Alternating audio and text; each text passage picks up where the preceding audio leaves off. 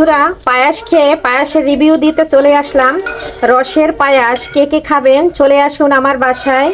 একদম রেডি হয়ে গেছে, গরম গরম খেয়ে নিয়েছি, একদম ওয়াও ওয়াও। একটা বন্ধুরা একবার হইলেও এই শীতের সিজনে আমার রেসিপিটা ফলো করে একবার হইলেও আপনারা পায়াসটা রান্না করে দেখতে পারেন। একদম জমে যাবে, যাকে খাওয়াবেন সে বারবার খেতে চাইবো শীত আসলেই, যে আবার একটু রসের পায়াস খাবো, একটু রান্না করে খাওয়াও। তাই আমি রসের পায়েসটা আমার মন মতো রান্না করে নিলাম।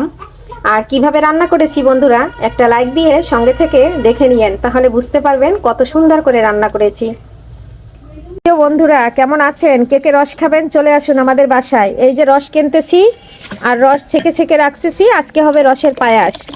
আর রসের পায়াস কার কার পছন্দ কমেন্টে জানাবেন। নমস্কার বন্ধুরা, কেমন আছেন সবাই? আমি পাপড়ি কিচেন অ্যান্ড ব্লগ থেকে চলে আসলাম আপনাদের মাঝে আজকে একটা রসের পায়াসের রেসিপি নিয়ে। আর এই সিজনেই কিন্তু রসটা পাওয়া যায়, আর এটা কিন্তু খেজুরের রস। আর রসটা কিন্তু খুব সুন্দর, একদম লাল। দেখুন বন্ধুরা, রসটা কিন্তু খুব ভালো আছে, খুব সুন্দর একটা গন্ধ বেরোয়েছে। আর এখন আমি রসটা ছেঁকে ছেঁকে হাঁড়িতে নিয়ে নিচ্ছি, তারপরে কিন্তু আমি কিভাবে পায়াসটা রান্না করি আপনাদের সাথে শেয়ার করব। বন্ধুরা, রস কিন্তু চুলার উপর একদম দিয়ে দিয়েছি, এখন এটা জাল হবে। তারপরে ফেনাটা তুলে নেব, ফেনাটা তুলে নিয়ে তারপরে আমি যে চালটা দিয়ে রান্না করব চালটা দেব। সাথে কিন্তু দুধ আছে, গরুর দুধ খাঁটি, বাড়ির থেকে বাবা পাঠিয়েছে।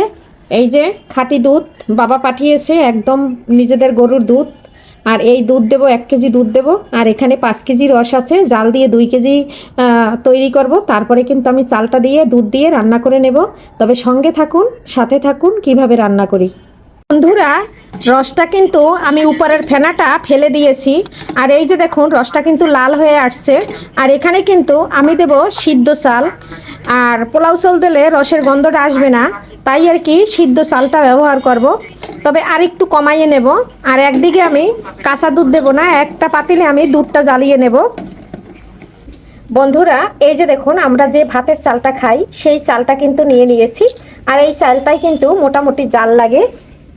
এটা হইল ধামরাই 29। এখন আমি রসটা অনেক সময় জাল দিয়ে নিয়েছি, 1 ঘন্টার মতো। এই পর্যায়ে চালটা দিয়ে দিলাম, চালটা দিয়ে একটু নেড়ে চেড়ে নেব, তার কারণ চালটা দেওয়ার পর একটু লেগে যেতে পারে। এই যে দেখুন, আমি এখন নেড়ে দিচ্ছি। আর ফেনাটা অবশ্যই কিন্তু রসের ফেলে দিতে হবে। আর রসটাকে পায়াস রান্নার আগে এরকম 1 ঘন্টার মতো জ্বালিয়ে নিতে হবে। আমি কিন্তু 1 ঘন্টার মতো জ্বালিয়ে নিয়েছি। আর এখন চালটা দিয়ে দিয়েছি। এই পর্যায়ে এখানে আমি কিচ্ছু ব্যবহার করব না। আমার বন্ধুরা পায়াস রান্না করলে এখানে লং দেয়, তেজপাতা দেয়, এলাচ দেয়, এগুলান দিলে আমাদের কাছে ভালো লাগে না, তাই দেব না। এই যে বন্ধুরা, আমি এখন আধা ঘন্টার মতো চালটা ফুটিয়ে নেব। এ পর্যন্ত সঙ্গে থাকুন, আসতেছি। আর পুরো ভিডিও দেখাতে গেলে ভিডিওটা অনেক বড় হয়ে যাবে, তাই একটু ছোট করে দেই। আমার বন্ধুরা ছোট ভিডিও ওই ফুল দেখে না, 1 মিনিট 2 মিনিট আধা সেকেন্ড দেখে কমেন্ট করে চলে যায়। আর যদি আমি বড় ভিডিও দেই তাহলে তো আমার ভিডিও কেউ দেখবেই না।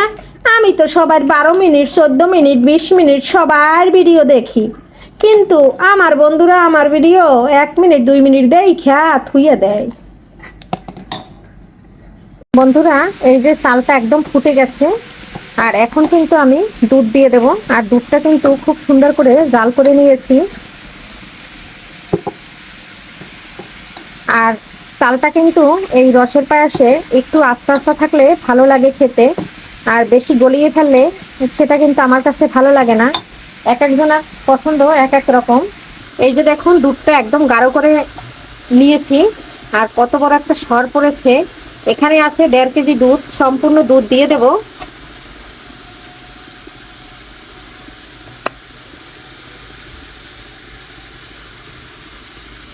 বন্ধুরা, এই যে দুধটা অফ ক্যামেরায় দিয়েছি, কারণ এক হাত দিয়ে দিতে পারছিলাম না, তাই 2 হাত ব্যবহার করতে হয়েছে। এর জন্য কিন্তু আমি ভিডিওটা করেছি এই মানে এখন আমি হাতে ধরে যেহেতু ক্যামেরা রাখি, এখন আমি পুরোটা এই যে মিশিয়ে দিচ্ছি। এখন আমি আরও 10 মিনিট রান্না করে নেব।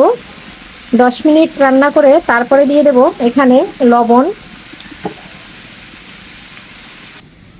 বন্ধুরা, এই যে দেখুন, দুধটা দেওয়ার পরে কিন্তু ফুটে উঠেছে। আর দুধটা কিন্তু আমি একদম জাল করে অনেক সময় তারপরে দিয়েছি। আর এখানে বন্ধুরা, আপনারা যদি বেশি মিষ্টি খান তাহলে খেজুরের রসটা মানে খেজুরের গুড়টা ইউজ করতে পারেন। আর আমরা যেহেতু হালকা মিষ্টি খাই, এখানে আর কোনো প্রকারে আমরা কোনো মিষ্টি ব্যবহার করব না। তাহলে কিন্তু খেজুরের যে রসের একটা পায়াসের সেন্ট বা ফ্লেভার সেটা কিন্তু থাকবে না। এর জন্য আমি কোনোভাবে কোনো কিছু ব্যবহার করছি না। আর একটু সিদ্ধ করে নিয়ে মানে প্রায় আর একটু হয়ে গেছে, আর একটু গাঢ় হইলে পরে দিয়ে দেব লবণ। অনেকে আছে মিষ্টি জিনিসে লবণ খায় না, কিন্তু আমাদের মিষ্টি জিনিসে লবণ দিলে খেতে ভালো লাগে। বন্ধুরা, এখন দিয়ে দিচ্ছি লবণ। লবণ মিষ্টি জিনিসে অল্প দিলেই হয়, তাই যেহেতু পায়েসটা একদম পাতিলটা ভরা, তাই মোটামুটি আমি একটু দিয়েছি পরিমাণ মতো, তবে পরিমাণে কম দিতে হয়। আর যখন আমরা লবণটা দেব তখন কিন্তু মিষ্টির ব্যালেন্সটা একদম ঠিক হয়ে যাবে। এই পর্যায়ে আমি চুলার জালটা একদম কমিয়ে দিচ্ছি। আর রসের পায়াস শীতের দিনে খেতে যে বন্ধুরা কত মজা, সেটা বলে বোঝাতে পারবো না। যারা খেয়েছেন তারা তো এর স্বাদ জানেন, আর যারা খাননি তাদের বলবো একবার হইলেও রসের পায়াস রান্না করে খেয়ে দেখবেন। এর মুখে এর স্বাদ একদম লেগে থাকবে। এখনের বাচ্চারা কিন্তু এসব খেতেও জানে না। আগে যেরকম আমরা সবাই অনেক অনেক খেতে পারতাম, আর এখন তো বাচ্চারা রস কাকে বলে চিনে না। বন্ধুরা, এখন নিয়েছি এখানে 5-6 চামচ গুঁড়া দুধ। এখন এখানে কুসুম কুসুম গরম জল দিয়ে, সামান্য একটু গরম জল দিয়ে আমি এটা গুলিয়ে নিচ্ছি। তারপরে আমি পায়াসে দিয়ে দেব। এতে কিন্তু পায়াসের স্বাদটা দ্বিগুণ বেড়ে যাবে। এ পর্যায়ে এই যে আমি দুধটা দিয়ে দিচ্ছি। ফাইনালি বন্ধুরা, আমার পায়েসটা একদম রান্না হয়ে গেছে। আর গুঁড়ো দুধ দিয়ে কিন্তু আমি এখন আর জাল দিয়ে করবো না, তাহলে একদম গাঢ় হয়ে যাবে। আর এই পায়েসটা গাঢ় হলে খেতে ভালো লাগে না। আমি আপনাদের সাথে একটা মাটির প্লেটে সার্ভ করে দেখাচ্ছি কেমন লাগে। আর এখানে কিন্তু আমি কোনো প্রকারে কিশমিশ, কোনো প্রকারে তেজপাতা, মানে এলাচ, লং এগুলান কিছুই দেই নাই, তাহলে কিন্তু রসের ফ্লেভারটা থাকবে না, নষ্ট হয়ে যাবে। বন্ধুরা, এই যে আমি প্লেটে কাচের মানে মাটির প্লেটে বেড়ে নিচ্ছি। আর আমরা কিন্তু বর্তমানে মাটির প্লেটে খাই। আর আমার পায়াসটা কিন্তু দারুণ হয়েছে দেখতে।